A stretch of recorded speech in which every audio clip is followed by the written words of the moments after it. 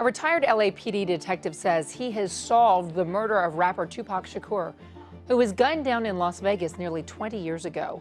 Detective Greg Kading says he has proof it was Sean Diddy Combs. For 30 years, he was the untouchable king of hip-hop, dancing in videos while bodies dropped around him. But the silence is finally over. Leaked tapes from inside Diddy's hotel room, filmed just days before his arrest, expose a man in total panic, screaming about dirty lawyers and realizing his empire is crumbling. But the real shocker? New claims say he didn't just know about the murders of Tupac and Biggie. He might have made Biggie pay for his own funeral. The walls are closing in, and Diddy is finally talking. The hotel room meltdown. It is September 2024. We are inside the ultra-luxury Park Hyatt Hotel in New York City. The suite is massive, filled with expensive furniture and the smell of fear. There are no flashing lights, no backup dancers, and no champagne popping.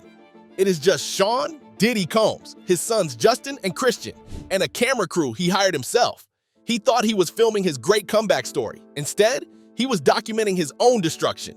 In exclusive footage revealed by the explosive new Netflix documentary Sean Combs, The Reckoning, we see a side of Diddy the world was never supposed to see. He is pacing the floor, back and forth, back and forth. He looks like a trapped animal. He walks to the window and peeks through the curtains. Down on the street, he sees them. Police cars, uniformed officers watching the building. They are waiting for him. He turns to his videographer and snaps an order. "Get cutaway shots of them," he commands. Even in this moment, he is trying to direct the movie of his life. He wants to spin the narrative. He wants to look like a victim being harassed by the police. But the camera catches something else, pure terror. Then the phone rings. This is the moment that changes everything. Diddy picks up the phone to talk to his legal team. His voice isn't the smooth, confident baritone we are used to hearing on hit records. It is shaking. It is high-pitched. He is scared. He shouts into the phone, "We are losing." Can you believe that? The man who claimed he did nothing wrong, the man who built a billion-dollar image on being a winner, is admitting defeat before the handcuffs are even on his wrists. But it gets much darker. He doesn't ask for a lawyer who knows the Constitution. He doesn't ask for a civil rights expert. He asks for a fixer. He tells the person on the other end, "We need to find someone who will work with us, who has worked in the dirtiest of dirty businesses." Dirtiest of dirty businesses. Let that sink in. What does that mean? Is he talking about hiding evidence? Is he talking about paying people off? Is he talking about intimidation? He knows the feds are coming. He knows about the freak-off tapes. And in this desperate moment, he isn't praying for justice. He is looking for someone dirty enough to save him from his own actions. And speaking of prayer, the video shows something even stranger.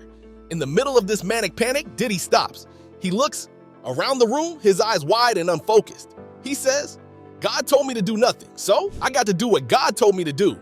1 minute, he is hunting for a dirty lawyer to fight dirty. The next minute, he says God is telling him to freeze. It is the behavior of a man whose mind is breaking under the pressure. This footage was never meant to be on Netflix. Diddy's team says it was stolen from his personal collection. But now, the whole world can hear the panic in his voice. The origin of the war. To understand why Diddy is so terrified today, we have to go back to where the bad blood started. We have to go back to the night that changed hip-hop forever. It is November 30th, 1994. The location is Quad Recording Studios in Times Square, Manhattan. Tupac Shakur is on top of the world. He is a movie star and a rap superstar. He walks into the lobby of the studio. He is there to record a verse for a rapper named Little Sean, an artist associated with Diddy. But Tupac never makes it to the microphone. In the lobby, 3 men are waiting. They are armed. They attack Tupac. They beat him, shoot him 5 times, and snatch his jewelry. It is a brutal, bloody attack. Tupac plays dead to survive. The gunmen leave. Bleeding and in shock, Tupac drags himself into the elevator. He goes upstairs to the studio. The doors open. And who does he see? He sees Diddy. He sees the notorious B.I.G. He sees Andre Harrell. Tupac later described this moment in chilling detail. He expected his friends to rush over. He expected them to be shocked or scared. Instead, he said they looked at him with blank faces. He said it felt like they were surprised he was still alive. That silence spoke volumes to Tupac. In that elevator, looking at Diddy's face, Tupac decided that Bad Boy Records had set him up. Then came the music. Shortly after the shooting, Biggie released the song, "Who Shot Ya?" Diddy and Biggie claimed it was recorded before the attack, but the timing was perfect. Tupac took it as a taunt. He took it as a confession. The war was on. But was it just a rap beef, or was money changing hands to make sure people got hurt? The $1 million bounty. This brings us to one of the most explosive claims in the new documentary. It involves a man named Dwayne Davis, also known as Keith D. Keefe D is a leader of the Southside Compton Crips in California, and he has a story that connects Diddy directly to the violence on the West Coast. The documentary details a secret meeting. It didn't happen in a boardroom or a studio. It happened at Greenblatt's Deli in Los Angeles. Picture the scene. It's a famous deli on Sunset Boulevard. People are eating pastrami sandwiches, and in a booth, one of the most famous men in music is allegedly making a deal with a known gang leader. According to Keefe D, Diddy was looking for protection. He felt unsafe in Los Angeles because of the feud with Death Row Records. He wanted the Southside Crips to be his muscle. But then, the conversation allegedly turned dark. Keefe D says Diddy told him, "I have a couple of problems I need to be handled. Big CEO and Pac." Big CEO was Suge Knight, the terrifying boss of Death Row. Pac was Tupac Shakur. And then Diddy allegedly dropped a number that changes this from a street fight to a corporate assassination. $1 million. Keefe D claims Diddy put a $1 million bounty on the heads of Suge Knight and Tupac Shakur. Think about that for a second. If this is true, it means the East Coast versus West Coast war wasn't just about lyrics or pride. It was a paid operation. It was a contract killing. Diddy has denied this for years, calling the story ridiculous. But Keefe D is sticking to his story. And remember, Keefe D is the man police finally arrested and charged with Tupac's murder in 2023. The night in Vegas. Is that us? So, did Diddy get what he paid for? Let's look at the night of September 7, 1996. Las Vegas. Tupac is in town for the Mike Tyson fight. Earlier that evening, inside the MGM Grand Casino, Tupac gets into a fight. He attacks Orlando Anderson, Keefe D's nephew. Tupac kicks him and stomps him. It is a moment of rage that seals his fate. Hours later, Tupac is riding in the passenger seat of a black BMW 750iL. Suge Knight is driving. They are stopped at a red light at the intersection of East Flamingo Road and Colville Lane. A white Cadillac pulls up to the right. An arm comes out of the back window. A Glock 22 pistol fires. Tupac is hit 4 times. As Tupac lay dying in a Las Vegas hospital, the documentary claims Diddy was on the phone. Keefe D says his phone rang shortly after the shooting. It was Diddy calling from New York. Diddy didn't ask if Tupac was okay. He didn't ask if Suge was dead. He allegedly asked 2 simple words. Is that us? He was asking if his problems had been handled by the Crips. Keefe D replied, yes. If this phone call happened, it is the smoking gun. It means Diddy knew exactly who pulled the trigger. It means he checked in to confirm the hit. It means he was the architect of the tragedy. The canceled London trip. But if Diddy was playing with fire on the West Coast, why did he push his best friend right into the flames? This is where the story of the notorious B.I.G. takes a heartbreaking turn. It is March 1997. Tupac has been dead for 6 months. The tension in the streets is lethal. Everyone knows it is not safe for Bad Boy Records to be in Los Angeles. The West Coast gangs want revenge. Gene Deal was Diddy's bodyguard at the time. He was there, and he tells a story about Biggie's final days that will make you angry. Gene Deal says Biggie was not even supposed to be in Los Angeles. He had a ticket out. He was scheduled to go to London, England. He was supposed to get on a plane, fly across the ocean, and promote his album in Europe. He would have been safe. He would have been thousands of miles away from the gang wars. But Diddy allegedly intervened. Kirk Burrows, the co-founder of Bad Boy, says Diddy pressured Biggie to cancel the London trip. He insisted they stay in LA. He wanted to prove a point. He wanted to party on enemy turf. He wanted to show the world that Bad Boy wasn't afraid. Biggie didn't want to go, Burrows says. But Sean talked him into doing all those things. Biggie was recovering from a broken leg. He was walking with a cane. He was vulnerable, but he trusted his friend. He canceled the London flight. He stayed in LA, and that decision cost him his life. The man in the bow tie. Let's reconstruct the night of March 9th, 1997. It is etched in hip-hop history, but new details from the documentary make it even more suspicious. The party is at the Peterson Automotive Museum. It is hosted by Vibe magazine. Inside, the DJ is playing Biggie's new track, Hypnotize. The crowd is loving it. Biggie is drinking Dom Perignon. He feels like a king, but outside, the mood is different. The fire marshal shuts the party down early because of overcrowding. Hundreds of people spill out onto the street. It is chaotic.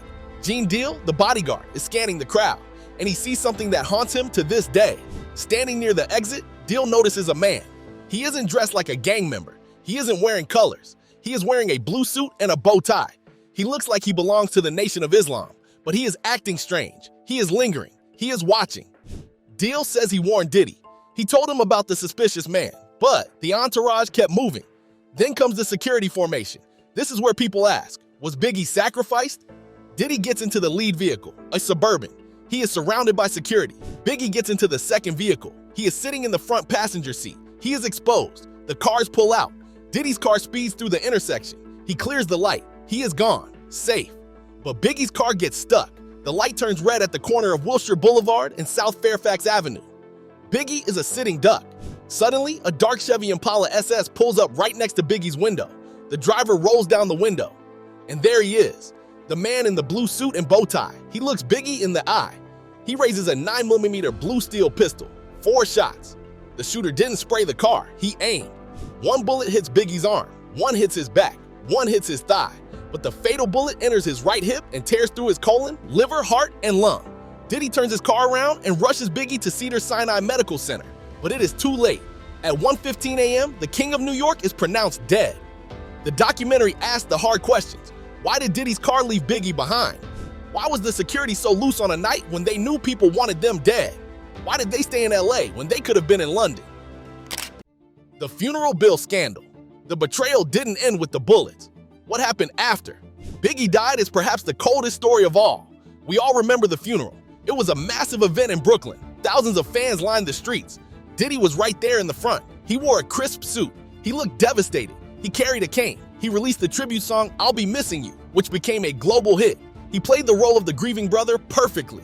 But Kirk Burroughs, the Bad Boy co-founder, tells a very different version of that day. According to Burroughs, Diddy initially promised, "We're gonna do the biggest funeral for Biggie that New York has ever seen." It sounded generous, but as the bills for the Frank E. Campbell Funeral Chapel started piling up, Diddy's tune allegedly changed. He looked at the price tag. Burroughs claims Diddy said, "We're gonna do the biggest funeral, but Biggie's gonna have to pay for this funeral." You heard that right. The allegation is that Diddy classified the funeral as a recoupable expense. In the music industry, a recoupable expense is money the record label lends you. You have to pay it back from your record sales before you see a single dime. So, Diddy wasn't paying for the funeral out of his own pocket. He was allegedly charging it to Biggie's estate. He was taking the money out of the inheritance of Biggie's children and his mother, Voletta Wallace. "Sean doing a big show looks good on him," Burroughs says in the film, but he's not gonna tell the world that Biggie was gonna pay for it. Imagine that. Your best friend dies in a war you arguably started, and you charge his grieving mother for the hearse. Now, to be fair, Biggie's estate manager, Wayne Barrow, has come out to defend Diddy. He claims he checked the receipts and the estate was never charged. But the mere accusation has set the internet on fire. It fits the pattern of a man who treated every tragedy as a business opportunity. The freakoffs and the 1,000 bottles of baby oil. While the murders of Tupac and Biggie are the historical horrors, the documentary also dives into the crimes that actually put Diddy in prison in 2025, the freakoffs. For years, people whispered about Diddy's wild parties, but the federal indictment painted a picture darker than any rumor. When the feds raided Diddy's mansions in Miami and Los Angeles in March 2024, they found something bizarre: over 1,000 bottles of baby oil and lubricant. Diddy's lawyer, Mark Agnifilo, tried to laugh it off. He said Diddy has a big house and buys in bulk from Costco. He asked, "Have you ever been to a Costco?" But 1,000 bottles isn't a bulk purchase. It's an industrial supply. The documentary details what those bottles were for, the freak-offs. These weren't just parties. They were elaborate, drug-fueled sex performances that could last for days. Witnesses testified that Diddy used his power to coerce women and male sex workers into these acts. He allegedly used drugs like ketamine, ecstasy, and GHB to keep victims obedient and compliant. He would sit and watch, he would film them, and he would use those tapes as blackmail to ensure nobody ever spoke up. The world finally saw the reality of Diddy's violence when the 2016 hotel video surfaced.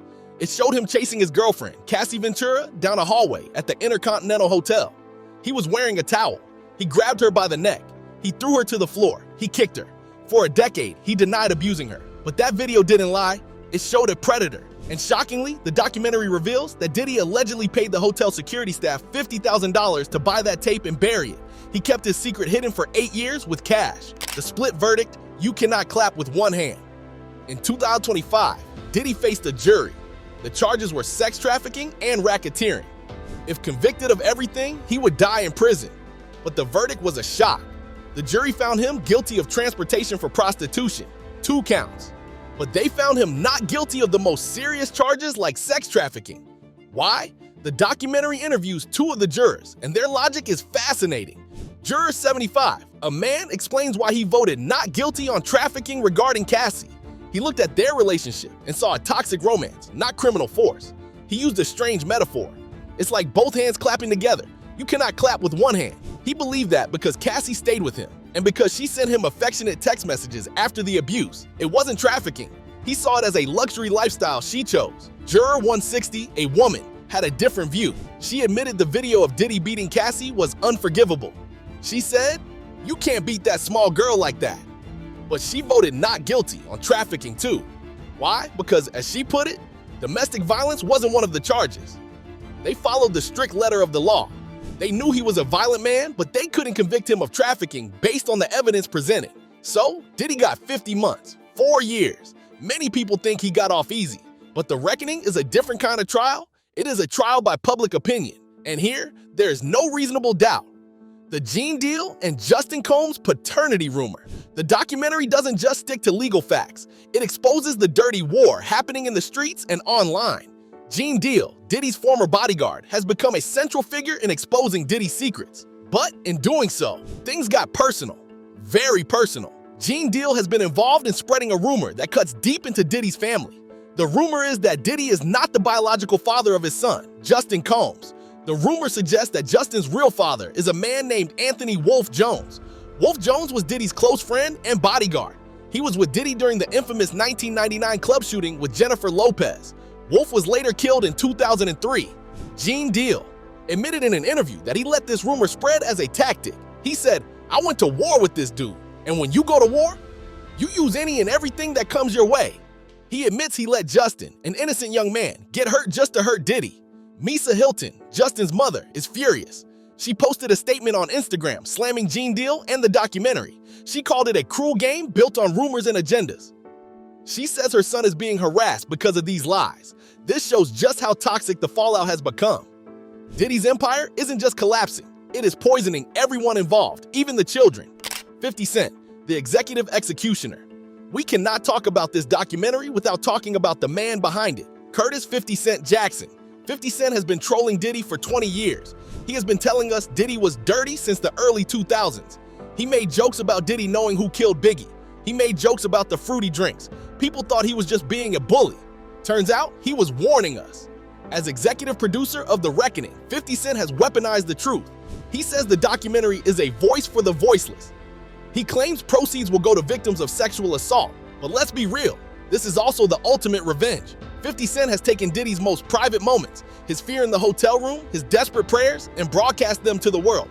Diddy's team calls it a shameful hit piece, but 50 Cent just shrugs. He knows that in the court of public opinion, he has already won.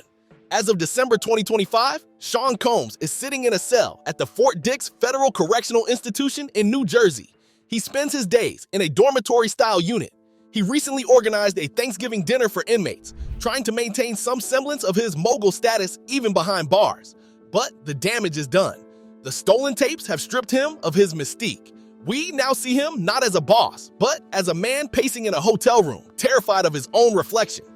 The documentary has connected the dots, from the $1 million bounty on Tupac to the abandoned trip to London that killed Biggie, from the 1,000 bottles of baby oil to the funeral bills charged to a grieving mother. Valletta Wallace, Biggie's mother, has seen it all. She has stayed quiet for decades, hoping for the best. But after seeing the abuse allegations and hearing the news stories, she is done being polite. She told a reporter recently, "I hope that I see Sean one day, and the only thing I want to do is slap the daylights out of him." For a mother to say that about her son's best friend says everything you need to know. Diddy is finally speaking up through these leaked tapes, but it is too late. The music has stopped, the party is over, and the reckoning is finally here.